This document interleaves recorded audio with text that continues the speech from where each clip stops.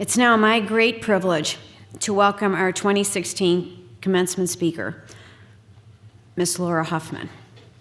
She's the Texas State Director of the Nature Conservancy and this year's recipient of the LBJ Alumni Association's 2016 Distinguished Public Service Award. This is a very prestigious award, and it's building in the same theme about giving to public service, being selfless. Laura is an exemplar of what it means to dedicate oneself to advancing the public good. And I'm delighted that she is here today to challenge, encourage, and inspire all of us who are engaged in public service.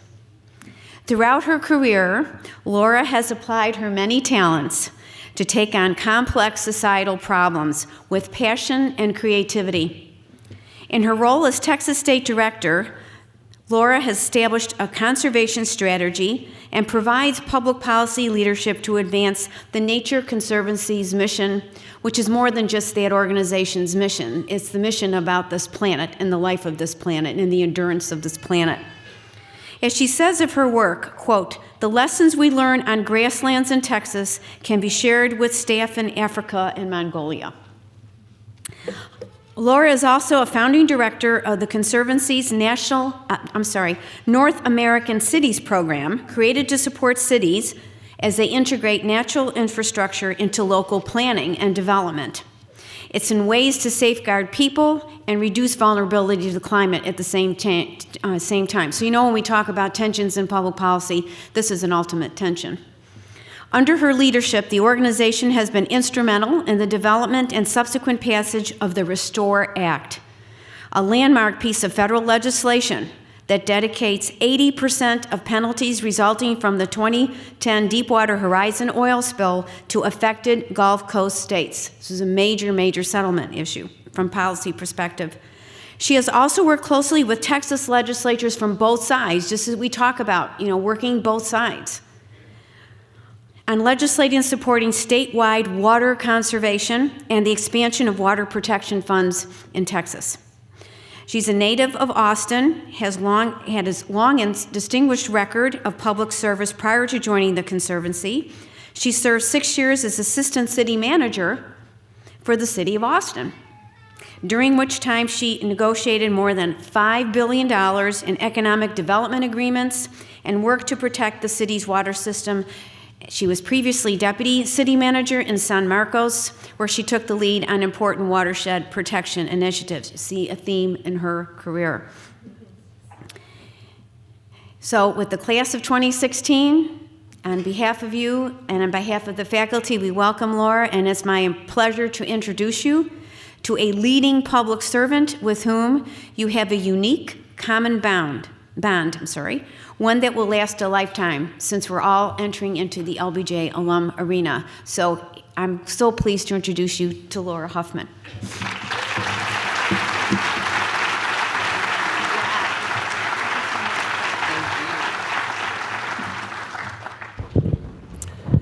Thank you, Dean Evans, for that nice introduction. Dean Evans, LBJ School faculty, staff, and of course, all of the graduates and your family and your friends, good afternoon. And thank you for letting me be a part of this important, and let's just say it, neat event. As you just heard, I'm an LBJ School graduate, and I can tell you that this wonderful achievement that you're experiencing is both a journey and a destination. A path of public involvement, public policy, and public service that's both a direction and a destination in itself. My father was the trail guide for my pathway into public service. He taught for over 3 decades here at the University of Texas in the education department. He taught educational structure. He focused on those structures that helped produce practical, tangible results. But at the same time, he taught and focused on ethics and communication. And he combined structure and communication and ethics because he understood that it's not just what you do, it's how you do it in public service. And so that became his focus. For the nearly 20 years that I was in city management, my father and I would talk often about what was happening in the cities, what was going on in my job, what was the vision, what were the strategies. We talked often about what was happening in communities. And when I transitioned to the Nature Conservancy, he helped me understand that I wasn't starting a new career, I was extending a career in public policy, and that the foundation that I had in city management would become an asset in an organization that was trying to protect natural resources in a state and in a world that is pushing it on almost every front. And when my dad would talk to me about these issues, he would always start by saying, "What's the juice?" And what he meant by that is, what are the juicy topics that you're thinking about? What are the issues? What are the strategies? What's the vision? And these conversations helped me to pull the lens back on my job and think about the impact on society of the service. I loved these conversations. They helped me develop a very firm philosophy about what public service means in our society. Now, he's been gone for nearly 8 years, so we haven't had a chance to have discussions more recently. I've missed those quite a little bit. And I can tell you over the last 8 years, things have changed a lot.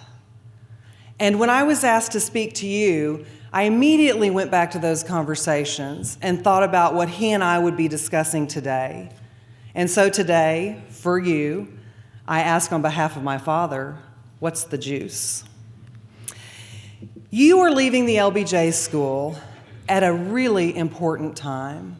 Things are so complex, so urgent, so demanding, it could almost be overwhelming, just almost. But what I'd say to you is, you are also leaving the LBJ School at a moment in time that presents such a unique opportunity, and I think you have a chance to be the modern architects of public policy, and it's needed. In all the swirling immediacy of what's happening around the world, what we need is a new form of public service and public policy. And with your education, relative youth, the times themselves and your passion, the fact that you're sitting here right now, you absolutely will be the architects of modern public policy. Our world is growing to an astounding 9 billion people over the next several decades. And what you do in your individual careers in public service will be determinative of how future generations live in this world. That's pretty juicy. So what I want to suggest to you is there's 2 things that I think you've got to get right. First is redefine the context. For a long time in the public sector, we could solve problems in relative isolation. If you were an educator, you thought about education. If you were a healthcare expert, you thought about healthcare. If you were a transportation expert, you went in there and solved transportation problems. And if you were an environmentalist, well, then you solved environmental problems. This happened by sector also. If you worked in the public sector, you thought about public problems. If you worked in the private sector, you worried about those issues. And if you worked in the nonprofit sector, well, that's where you stayed. And the truth of the matter is we could solve problems, not in complete isolation, but in relative isolation, most of the time. The world has changed considerably, and that doesn't work anymore. The world has become so complex that the idea of solving problems just within your context is completely disappeared.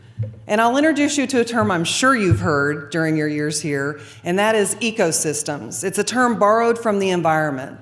And what it refers to is it's a complicated set of interrelated systems. That's what an ecosystem is. Nature isn't just rivers and aquifers and land. It's all of those things combined. And more, public service is defined by how we behave, not independently, but in interdependencies. And that's how ecosystems work. Now, the beauty of ecosystems is that it's a series of complicated systems that rely on each other, but when they work, they're resilient. And they're resilient to disruption. And the reason this is so important for you as public policy activists is that our world is experiencing disruption more often and more intensely than ever before, whether that's drought, storm, flood, mass shootings, homeland security, or presidential elections. Let me give you some examples of how these interdependencies work. Let's take the natural environment. Did you know that over 90% of the elements in cancer drugs are found in nature? Did you know that aspirin was derived from natural ingredients? Imagine how many headaches we'd have today had we destroyed those systems. The link between the natural world and healthcare is strong. The link between the natural world and how we're going to feed 9 billion people is essential. If you read today's paper, you saw that the University of Texas just published a study about African Americans leaving Austin and going to the suburbs. The initial analysis would have you think that it has everything to do with housing costs. But read the study. It goes beyond that. It has to do with access to health care and education, and yes, even food. Do you see these interdependencies? As you get concerned about these issues, what you'll find is looking for the interdependencies is where the really creative solutions are coming from. So first, find those interdependencies. And then when you discover solutions, do something that very few people are doing. Focus on the victories. When you solve a public policy problem, reflect on it and then repeat it and replicate it over and over again. Far too often we consume ourselves with what went wrong, and we forget to focus on those victories and replicate quickly. So that's changing the context. The second thing is changing the conversation. Don't bother becoming a spokesperson for what or who is broken. We've got plenty of those. It's easy to talk about the unfortunate state of affairs and the lack of civil discourse about important, complex public policy issues. It's even easier to squeeze that down into 140 characters and put it out on Twitter. It's more the norm now. There's very little intellectual juice in describing what's broken, blaming or labeling the sides of a conflict. We've actually reached a fevered pitch when it comes to what passes for public dialogue. The juiciness is in working with the facts, bringing all sides to the table, creating a whole menu of possibilities, debating those possibilities, and then selecting solutions that allow all sorts of people to be winners. That's where the juice is. Now, I'm not suggesting that you ignore the context of the world that you'll be joining in public service, but the truth is, we can't solve today's complex problems in the current state of public discourse. And let me have you think about it this way. All ecosystems, those complex systems that are so interdependent, have a basic building block or so. It is that thing or things that cause it to be resilient. And when that building block is compromised or destroyed, the whole ecosystem starts to collapse. And what I would suggest to you today is that good conversation, civil discourse, is that building block for public policy. It is that building block for public service. And if we can change just this one basic building block, if you, as you go out there in your public service careers, can dedicate yourself to restoring civil discourse and having good, productive conversations about complicated policy issues, we can start to restore the ecosystem of public policy. You can start to reform public policy and reestablish public service as honorable, productive, and important. And the neat thing is, we all get a piece of this one. Everybody can make a difference. So for me, public service is all about improving the world. It's all about making sure that people can live, love, and thrive, and better than we have. I subscribe to the public service philosophy that we leave things better than we found them. And you know what? That should not be aspirational. That is the very definition of public service. And don't forget, you're not alone. You're nowhere near alone. You're part of an ecosystem too.